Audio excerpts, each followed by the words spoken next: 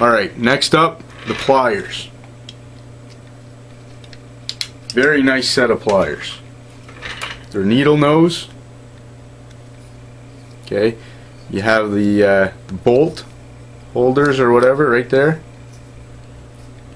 and then the cutters. There's also a hard wire cutter at the back here, so if you're cutting electrical cable that's fairly large, you can put it back here, snap it off with no problem.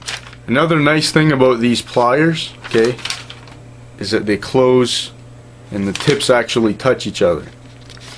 So if you want to grab something that's really thin, like a piece of paper, real good for that. Alright, let's move on to the internal tools. The tools on the inside, one of the things I absolutely will not go without is a can opener. Okay, and the can opener locks into place as well. All the tools on this Leatherman Surge lock. Alright, but the locks on the internal tools are different than the external ones. Okay, there's a little release here to allow it to close. I use this can opener quite a few times. It's still nice and sharp, and it works great. Another little bonus with the can opener is right here. There's a sharp notch. Okay, this is basically a wire stripper. So if you have large electrical wires you want to strip, there's what you want. On the same side as the can opener, there's a removable bit driver. The bit that came stock is a Phillips bit, and then there's a slot. The bit driver, okay, I was a little bit worried before I purchased this tool that maybe I would lose these bits, but they fit in there fairly tight. Okay, if you pull on them they come out easy, but there's no way that's gonna fall out on its own. Leatherman also includes a Robertson bit. Robertson is the square, okay, number 2 and number 3. Those are the two most common sizes. Moving on to the other internal tools. One important one for me is the awl. Again, it locks into place, nice and solid. Look how sharp that is. Okay, very sharp. There's a nice edge on here, so if you want to drill or stitch leather, there's an eye here so you can do that. This side has 3 internal tools. There's also a locking precision screwdriver. I wear eyeglasses, so if there's a screw that comes loose on there, I can fix it no problem wherever I am, as long as I have my multi-tool. Okay, it's also removable, so the one side is the Phillips and the other side is the slot. And it's also pretty tight in there, so I don't have to worry about losing it. The last tool on the inside is just a slot.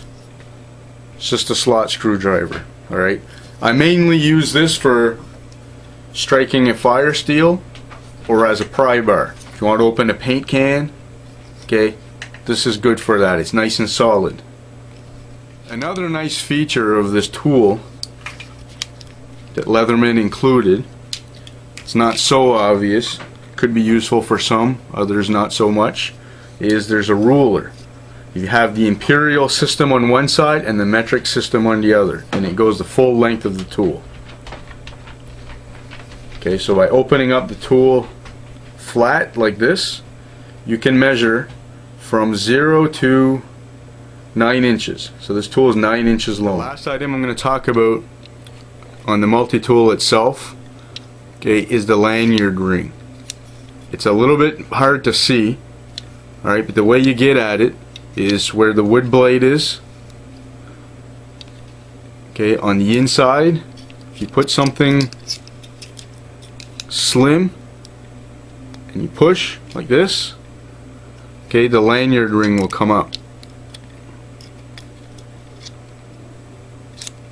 Alright, it's there, but it's not very big. I had trouble fitting a 550 paracord through here when I melted the end. Alright, but if you cut a piece of 550 cord before you melt the end, you'll want to put it through here because it's very tight. Alright guys, as a bonus I'm going to explain to you the modifications I did to the standard nylon two case. Sets of loops, horizontal and vertical, so you can either mount it like this on your belt or lengthwise. And what I've done is included paracord. Okay, so I always have paracord. On the bottom of the case you'll notice there's a hole. So if you're using your multi-tool and you want to put it in the case when it's on your belt and you shove it in there, it's a little bit tight because I have all that extra stuff in there. Okay, but the tip will actually come out of the bottom like this. Alright guys, when the tool is inside the case, alright, you'll notice that there's a divider on the inside. That's where I keep that little pouch with my file and blades in the back. Right, but it does not interfere with taking the tool out or putting it back in. Another nice feature of the case is on the sides here, okay, there's an elastic, but it's double, okay, which is a perfect spot for a fire steel. Okay, I have a fire steel on one side, magnesium stick on the other, and then the striker is just in the back, so I can simply grab it, pull it out, and I have a means to make fire if I have my multi-tool. Guys, on the front of the multi-tool case there's a piece of Velcro, and just in behind that piece of Velcro there's a small compartment there. That's where I keep the Robertson bit or the square head, right? And I also have a small bag, small Ziploc bag in here with some snelled fish hooks. So if I'm lost out in the wilderness and I have my multi-tool, I can use the paracord, a combination of the paracord and these snelled hooks, which is basically just a small hook with a length of monofilament fishing line with a loop tied on the end to make it easier to tie my paracord if I want to use it for fishing. And of course, when I hook the big one, I can use the pliers to take the hook out of the fish's mouth. One extra item I added to the multi-tool is a large safety pin just clipped on the outside here. Okay, this can be used for any number of things. Alright guys, overall I'm very pleased with the Surge model. I don't regret my decision at all for purchasing this particular model.